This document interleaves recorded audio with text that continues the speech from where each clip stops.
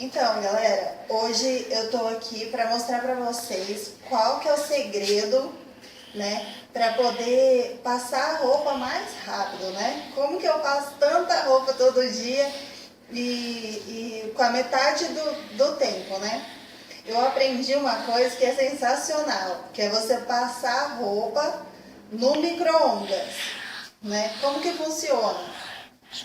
Você acabou de tirar a roupa do varal, né, sequinha, aí você pega, dobra ela do jeito que você dobra normalmente para colocar na gaveta, no armário, né, assim, tá vendo que ela tá bem amassada porque eu acabei de tirar lá do varal, né, mas aí você dobra do jeitinho que você vai guardar.